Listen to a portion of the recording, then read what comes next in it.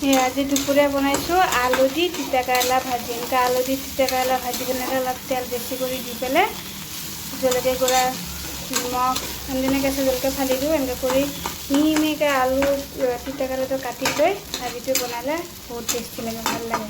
তিতা কেৰেলা ভাজি হৈ গ'ল। আজি দুপৰীয়া তিতা কেৰেলা বোলে অলপ তিতা কেৰেলা আছে, ভাজি বনাই দিওঁ, হৈ গ'ল মোৰ।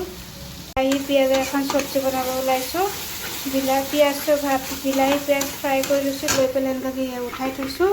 তাৰপিছত আধাত অকণমান গোটা জিৰা তেজপাত এনেকৈ নহৰু দি আকৌ অকণমান ভাজি লৈ মিক্সিত বটি, তাৰপিছত আকৌ তেলত হিং দিছোঁ, হালধি ধনিয়াৰ গুড়া অকণমান জলকীয়া গুড়া আৰু কেঁচা জলকীয়া দি পেলাই এতিয়া চব্জিখিনি দি দিছোঁ। এনেকৈ কৰি ভাল লাগে। মোৰ বিলাহীখিনি বেয়া হৈ যায় আছে, বহুত বিলাহী অনা আছে, এনেকৈ চব্জি বনাই খাই চাওঁ কেনেকুৱা লাগে।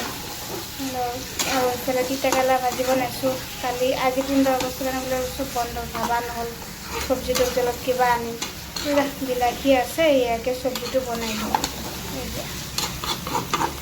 খাবলৈ এনে বহুত টেষ্টি হয়। আৰু এদিন মই বনাইছিলোঁ, আজি এদিন বনাইছোঁ, তেতিয়া ভিডিঅ' কৰা হোৱা নাছিলে। এয়া বহুত টেষ্টি হয় খাবলৈ।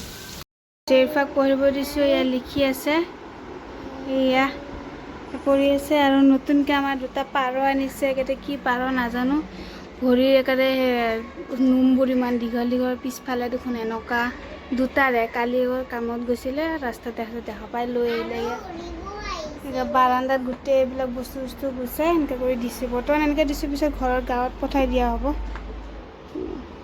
ওলাই যাব ওলাইছে। কালি এইটো নতুন ড্ৰেছ তাক গিফ্ট দিছে, এইটো আজি পিন্ধিব, পিন্ধি তাই যাব। চব এইটো ঘূৰি দেখুৱাচোন। বা ক'ত যাবা? এয়া তাকে নাই নাযাওঁ, তুমিয়ে যোৱা। আজি জেৰিফা যাব, মই নাযাওঁ। তাই অলপ ফুৰিব যায় বোলে।